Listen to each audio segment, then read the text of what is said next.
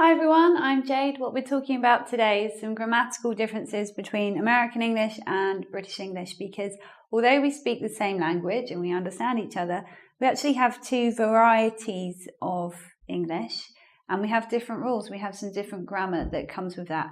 So I think this video is interesting for you if you're learning English, and I suggest you use this video to just make sure that whichever variety you prefer, that you take all the rules associated with that variety. So don't think, oh, I like the rule for collective nouns in American English, that's easier, I'll do that. But for British English, it's easier to spell like that. Don't do that. Just keep it standard. Pick one, learn the rules, keep it standard that way.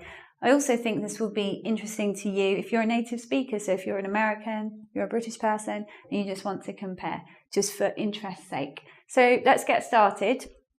Number one, collective nouns. A collective noun represents a noun standing for a collection of individuals, or not necessarily individuals, but within one bigger thing. So a good example is government. Government, do you see it as one thing, making decisions as the government, speaking as one voice? Or do you see it as a collection of different political parties, or even different individuals within one thing, the government? In British English, we can make our collective nouns singular or plural to reflect the fact that just because one thing is a group, it doesn't necessarily mean that they're speaking with one voice or one vision. So we can say Tom's family is or are coming to visit in British English. It just depends. Do you have a happy family? Are you one family happy unit? Or are you a collection of different individuals making up that family? Mom, dad, your brothers, your sisters. In which case you can use are. In British English we can say that. Whereas in American English we have to just use the singular verb. Here's an example. The government have cut spending. Government is seen as one thing. So we use the singular verb. Moving on now, rule number 2. We have different spelling rules also. Here's one to consider. Spelling for ED words. In American English, it's generally preferred to spell with ED. Let me tell you a story about something on my other YouTube channel. I have a video there that generates quite a lot of negative comments sometimes because I say something about Americans. They're not very, very happy when they watch it. And sometimes people get really angry. And in a comment, somebody was like, hey, you can't even spell. You should spell learned with ED, not a T. And she was like really angry, said all this stuff in there, taking the video way too seriously. And then it started a bit of a comment thread and people were like, hey, you're embarrassing Americans. You can spell it that way and things like this. So that's a good example of how when you're used to your variety, I'm used to British English mainly, I'll sometimes see something in the American variety that confuses me. So obviously that girl hadn't seen learned spelt with a T before, which is okay in British English. So in American English, you have a couple of exceptions. You would spell dreamt and smelt with a T. I guess because these words sound like they've got T endings. Whereas in British English, we have an option. We can spell words with a T or ED in a lot of cases, like learnt, learned, burned, burnt, dreamed, and dreamt. And they actually have a different pronunciation as well. We have a couple of exceptions too. We don't say smelt and we don't say leapt. We spell these with ED. So those are our little spelling differences for you. The third rule now is the past participle of get. The basic rule is in British English, we can't say gotten. To say gotten, is wrong in British English. We use got as past participle. Now, I'm observing that people are starting to use gotten in British English. It's not considered standard or grammatically correct, but people around my age and people younger than me, they're using gotten now. And I think that's surely the influence of American culture, American film and that kind of thing, and TV series on British people and therefore British language. So how are we using the past participle of get in sentences?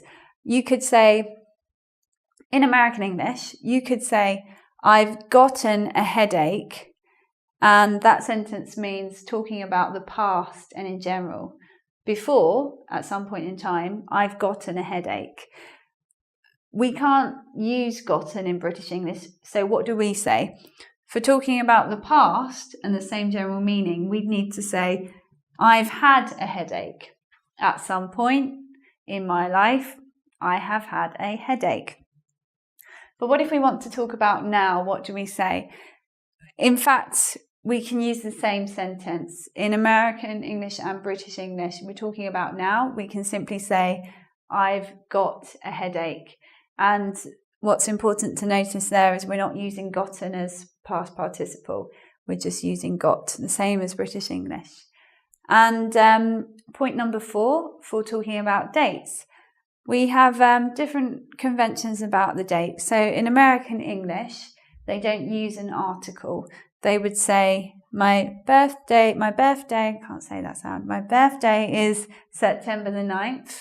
Sorry, I did my British English thing. I put the in there where it doesn't belong in American English. You'd say, my birthday is September 9th. In British English, we need to use the. We say, my birthday is the 9th of September. Also using a preposition there. So those are the first 4 differences. We've got 4 more differences to look at. Let's go over the last 4 differences I'm going to talk about between American English and British English. Number 5, talking about recent past events. We have a different preference on the grammatical form to use. In British English, we like to use the present perfect. So we'd say, I have just seen her, talking about something that just happened recently. I saw my friend. Then I say, I've just seen her. Whereas the preferred way to say that in American English is with the past simple and using the adverb. So you could say in American English, I just saw her. The adverb here is coming before the verb. And in the present perfect, the adverb is going between the auxiliary verb and the main verb in the sentence. So we say, I have just seen her. Got 2 more examples. He already finished compared to he has already finished. And in the question form, did she leave yet? Compared to has she left yet? To say about these last 2, these will be heard in spoken American English, perhaps not really written. In written English, American, it's also possible to use the present perfect, like how we're using it in British English. Let's look at number 6 now, using got. In informal spoken American English, got can be used in a different way, in a way that's not really acceptable in British English. So got can be used for necessity. I gotta go. In British English, we would say the same thing with the present perfect. I've got to go, or I've gotta go. So our general preference is using the present perfect a bit more than in American English. Let's look at using got for possession. Possession means something you own, something that belongs to you. In American English, informal, spoken, it is possible to say, I got a car. It's not considered correct, but it's said and it's spoken. Whereas in British English, again, we're using the present perfect and we say, I've got a car. Let's look at the next difference now, number 7, compound nouns. A compound noun is when you have 2 nouns together and the meaning together is one noun. So here are some examples. In American English, this is how they're formed. It's verb plus noun, and then you get something like this: jump rope and dive board. But compare that to British English, where we do the form of gerund plus noun, and another way of understanding gerund is verb plus ing. So our preferred forms have ing. So we can say skipping rope means the same as jump rope. When you do that thing, you jump, exercise, or in the playground at school. And the American dive board compares to the English diving board. And that brings us to the last difference I'm going to talk about today. This is the most complicated difference, I think, because in American English, it's a lot clearer what is meant. And in British English, this subjunctive mood can be quite hard to grasp what's actually being spoken about. So what is the subjunctive mood? Here's the situation.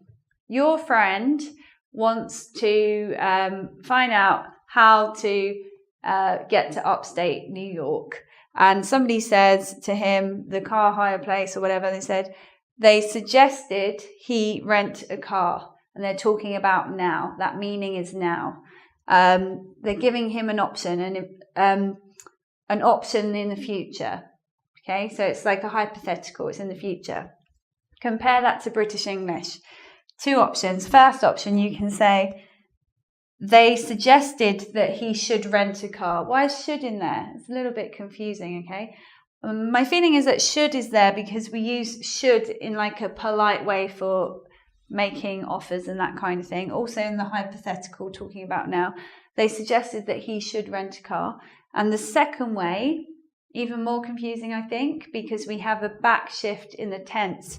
We say they suggested that he rented a car. So we back shift there, even though the meaning is still talking about now and, potentially his future action. So yeah, we'll compare these two. They suggested he rent a car, meaning now in American English, compared to they suggested he rented a car, meaning now also, with the implication of now. So there are 8 grammatical differences for you between American English and English English.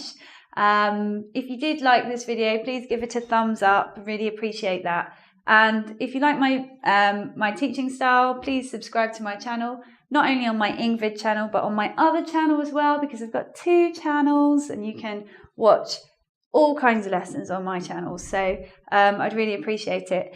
And oh yes, did I tell you to do the quiz? Go and do the quiz about this, because that way you can exercise your brain and learn more about English and American English. So see you.